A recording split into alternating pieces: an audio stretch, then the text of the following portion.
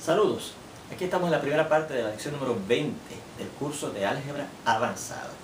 Al final de la lección anterior hemos establecido un teorema que vamos a proceder a demostrar ahora, que decía lo siguiente: tomen esos dos números, yo había dicho allí naturales, vamos a hacer esta corrección, son dos números cardinales, o sea que pueden incluir al 0, 0, 1, 2, 3, etc. Entonces, aquí dice que el máximo común divisor de esos dos números cardinales, x y y, existe, usted lo puede conseguir. Más aún, existen dos números enteros m y n, de modo que ese máximo común divisor de x y y se puede escribir como una combinación lineal de esos números x y y, ¿ves? M por x más n por y, eso es lo que se llama una combinación lineal de los números x y y, ¿verdad? Bueno, vamos a la demostración de este teorema. Primeramente, como x y y, fíjense, pueden ser números cardinales, eso puede ser el 0, el 1, el 2, el 3, etc., ¿verdad? Yo voy a considerar la posibilidad, aparte, la posibilidad de que tanto x como y sean 0, ¿verdad? Tanto x como y sean 0, los dos. Bueno, pues yo sé, por un teorema que se demuestra al inicio de este tema, de la teoría de números, que el 0 es factor del 0.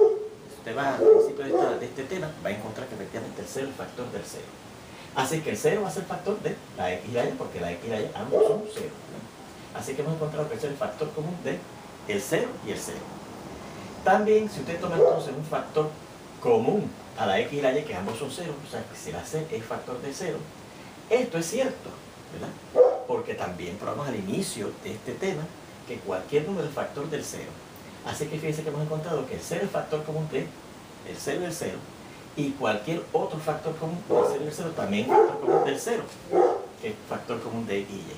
Pues esas son las dos condiciones que tiene que cumplir un número para que sea el máximo común divisor de dos números, que sea factor común de ambos, y cualquier otro que sea factor común de ellos dos también divida a ese factor común de los dos.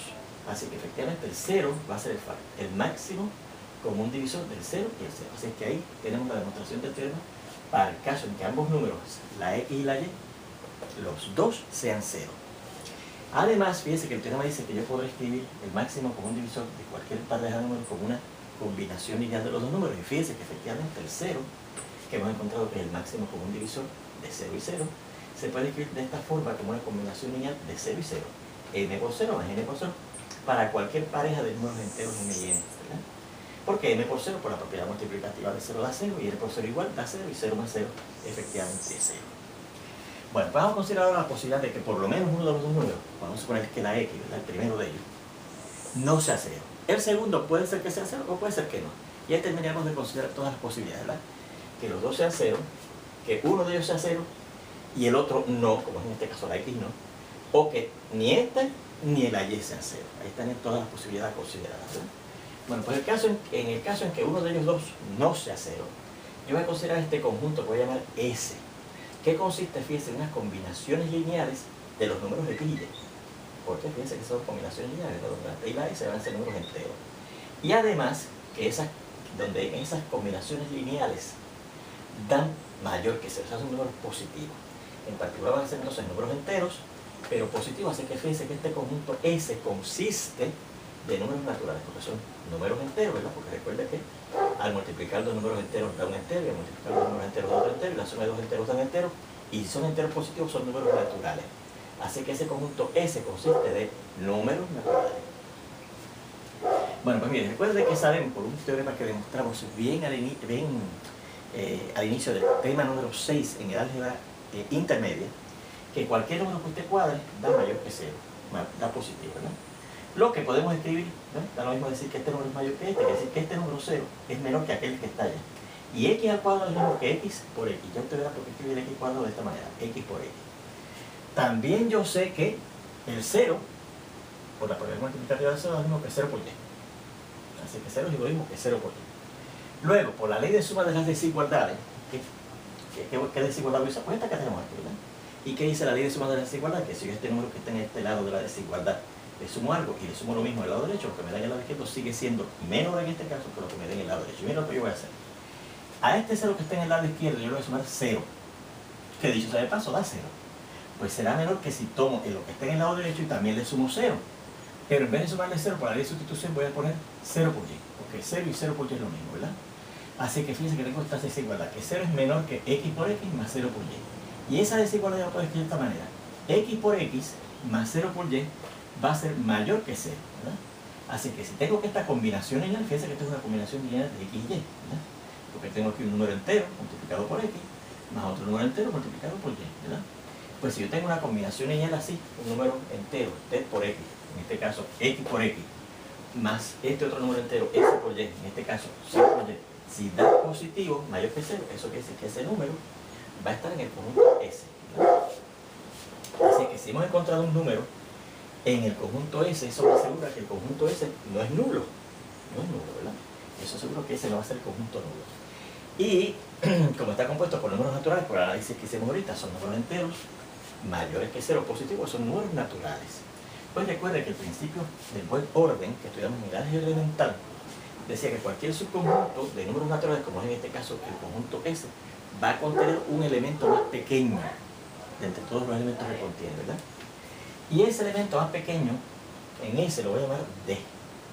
Así que si D es un elemento de S, eso quiere decir que yo puedo escribir de esta manera, ¿verdad?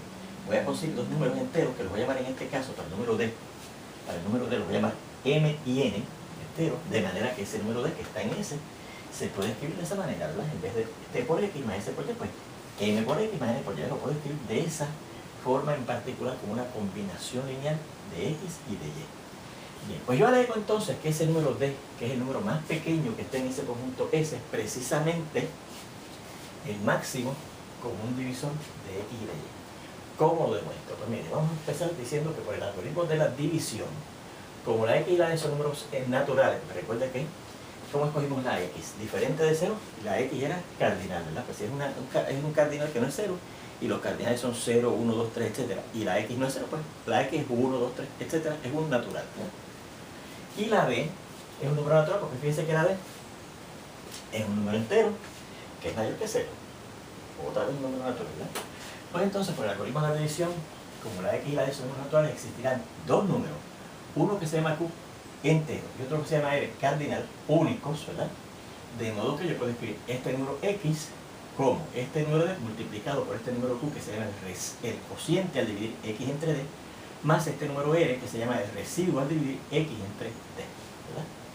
Donde en particular este residuo va a estar desde 0 hasta antes del valor absoluto de la D, y como la D es un número natural, que es un número positivo, su valor absoluto es el mismo, por ser un número positivo, ¿verdad? Por ser un número natural que es positivo.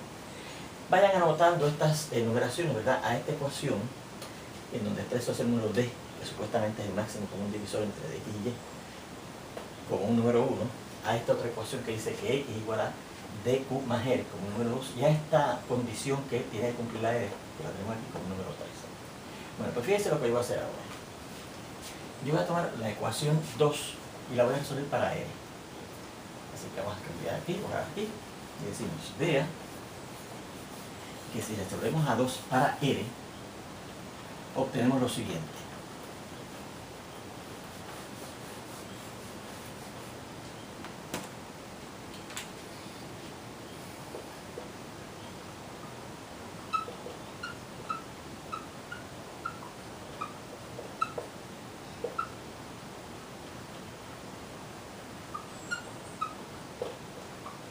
Tenemos que coger la R, para cuando voy a resolver será igual a esto que está acá, X, y al transponer ese término allá, sería menos DQ. Vamos a ponerlo acá, menos DQ.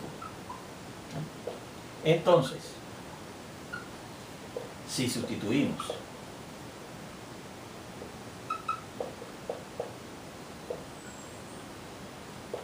por D, como se indica en 1, tenemos que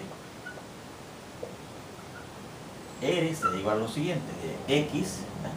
X menos dice D, y D es la que voy a sustituir, como dice 1.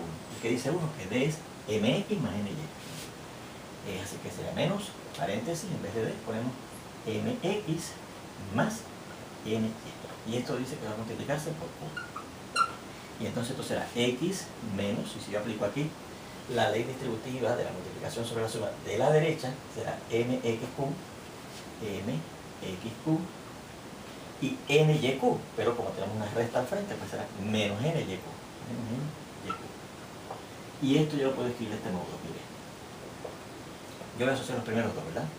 X menos, y este producto que está aquí voy a cambiar el orden de los factores. Voy a poner mq primero y la x después, menos.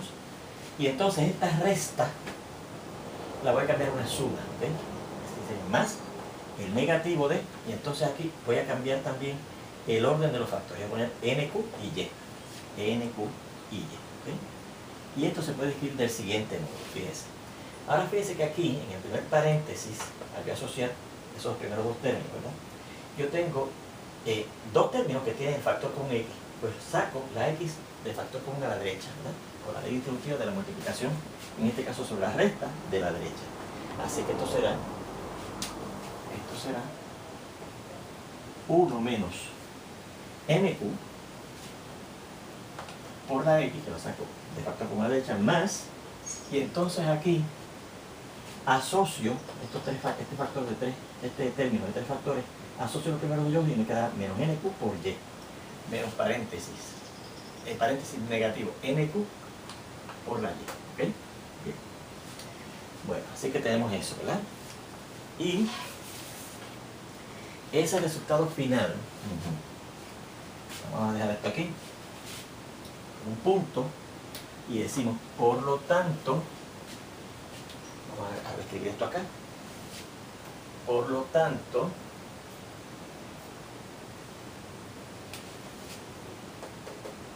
R, fue con lo que empezamos, ¿verdad?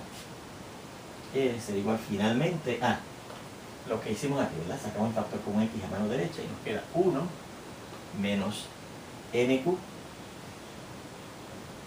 por x más el negativo, y asocio los primeros dos factores aquí, negativo nq por la y, acá, ¿ok? Bien. Y vamos a marcar esto como un número 2, 3, 4. Bien. Bueno, pues fíjese. Recuerde que la m, la q y la n y la q son números enteros, ¿verdad? Así que, por la ley de cierre de la suma y la multiplicación de números enteros, tenemos números enteros. 1 menos mq, con mq son números enteros, y 1 es un número entero, y esto, restar esto mismo que sumar 1 y el negativo de mq, esto va a ser un número entero. Igualmente, el negativo de n por q va a ser otro número entero. Entonces, por la ley de cierre de la suma y multiplicación en z, en los enteros,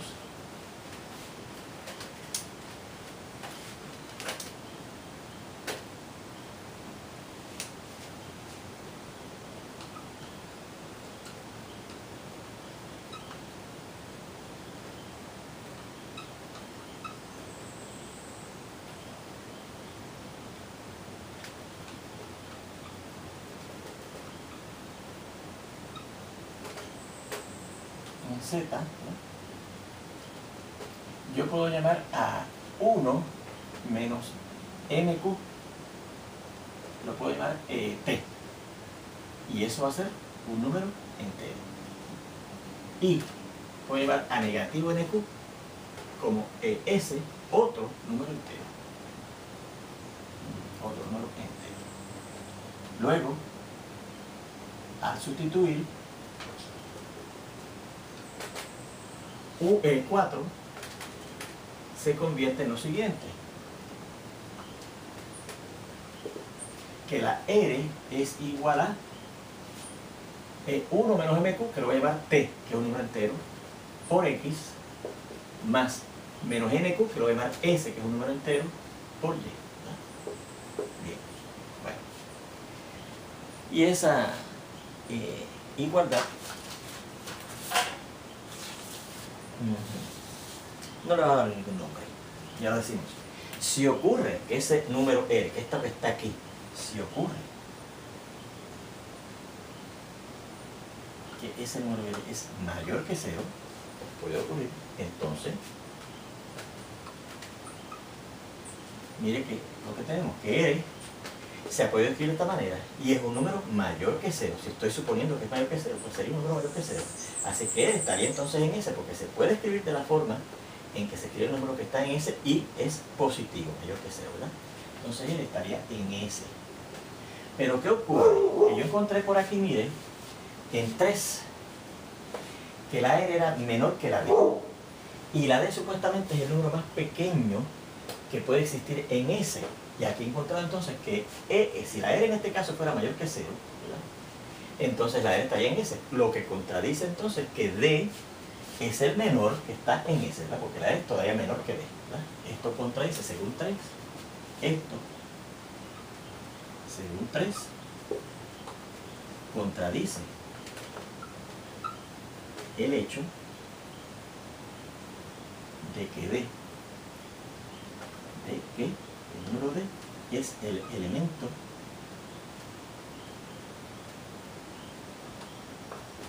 más pequeño en S, en el conjunto S. El elemento más pequeño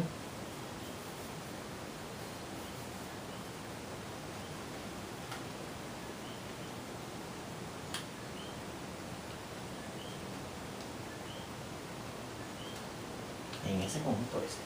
Así que R no puede ser mayor que 0. ¿Qué podrá hacer R entonces? Mire, recuerde que R iba a ser menor que D y tenía que ser mayor o igual que 0. No puede ser mayor que 0, pues tiene que ser entonces igual a 0. Luego, según 3,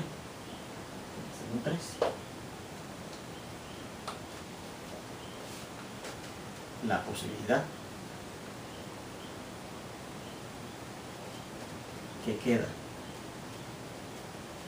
para R es que R sea igual a 0. Pero si R es igual a 0, entonces en esta ecuación que tenemos aquí, que decía que R es igual a X menos, ¿dónde es que estamos? R es igual a, perdón,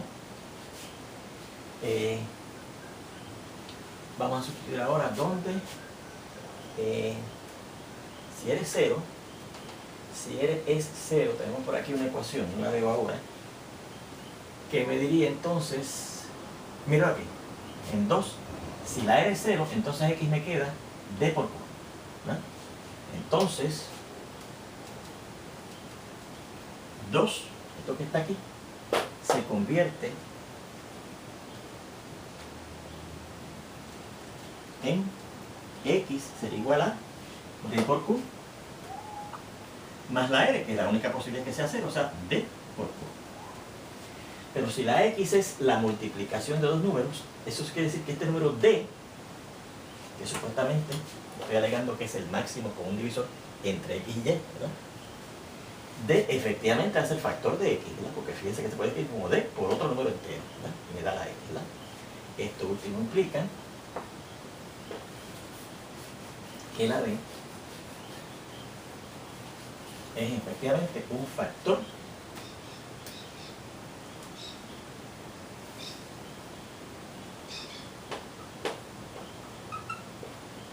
de la X, ¿verdad? Bueno, recuerde que yo estoy tratando de demostrar que la D es el máximo común divisor de X y de Y. Ya hemos encontrado que la D es factor de la X. ¿Y cuándo ocurrió eso? Cuando la X no fuera 0. Bueno, pues si yo entonces ahora supongo que la Y es la que no es 0, voy a encontrar, haciendo el mismo argumento, que la D es factor de la Y también, ¿ok? Si ahora suponemos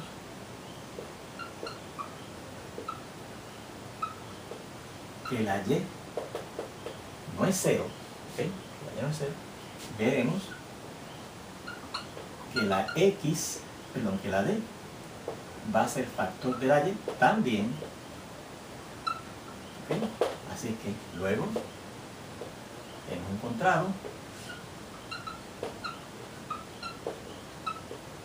que esa D, perdón, es factor tanto de X como de Y. Esa es la primera condición que tiene que cumplir un número para que sea el máximo común divisor de los. ¿Cuál es la otra condición? Que si ahora yo cojo otro número que sea también factor de X y de Y, ese otro número tiene que ser también factor de D. Y vamos a ver cómo hacemos eso. Luego, tenemos que D es factor común de X y de Y. Pues mire ahora como yo demuestro que si tomo otro factor común de X y Y, entonces ese otro número va a ser también factor de D. Como vimos, o más bien establecimos, ¿verdad? Que D al estar en S, lo tenemos por aquí, se puede escribir como mx más n por y, ¿verdad? Si tenemos que cierto número c es factor de x y de y, por un teorema que vimos también al principio de este tema de la teoría de números, este número c también será factor de cualquier combinación lineal de x y de y. ¿Okay? Porque eso es al principio. Ahora, si usted tiene un número es factor de 2, entonces ese número también va a ser factor de cualquier combinación lineal de x, de esos dos números, de x y de y. En particular, esa C será factor de esta combinación lineal de m por x más n por y. Pero uno decía que D era precisamente igual a mx, esto que está aquí, mx por y, ¿verdad? Decía indicar que D era igual a mx más ny, ¿verdad? Esa era la combinación lineal donde salía el número D que estaba en el conjunto S. Luego, el número C va a ser factor de mx más ny, que es D. Así que fíjense que hemos encontrado dos cosas. Que el número D es factor común de x y de y. Y cualquier otro factor común que tenga x y y va también a dividir al número D. Y eso es lo que implica que D es efectivamente el máximo común divisor de x y de y. Por lo tanto, D va a ser el máximo común divisor de x y de y, que es lo que queríamos probar. Y fíjense, recuerde que D, el valor, el número, el elemento más pequeño que estaba en aquel conjunto S, que recogía unas combinaciones lineales de x y de y. Por lo tanto, efectivamente, se prueba la otra parte del teorema que dice que ese máximo común divisor de dos números se puede escribir como una combinación lineal de x y de y. Y así era D, una combinación lineal, míralo aquí, de x y de y. Y eso tengo una demostración de que también el máximo común divisor, que en este caso es D, se puede escribir como una combinación lineal mx más ny de x y de y. Bueno, pues ya que tenemos eso, tenemos ahora que ver cómo vamos a determinar el máximo común divisor de dos números. Y eso se logra con una técnica, un algoritmo que se llama el algoritmo de Euclides, ¿ok? Así que vamos a terminar esta primera parte de esta lección estableciendo eso. Ya que sabemos que según ese teorema, el máximo común divisor existe, bueno, sí, ya terminamos la demostración, pero ahora hacemos este comentario. Ya que sabemos que ese máximo común divisor de x y y existe, vamos a ver, veamos cómo determinar. Para ello, para determinar ese máximo común divisor de x y y, usaremos lo que se conoce como el algoritmo de Euclides. Y eso precisamente lo que vamos a ver en la segunda parte de esta lección, donde espero verlo ya prontito. Hasta entonces.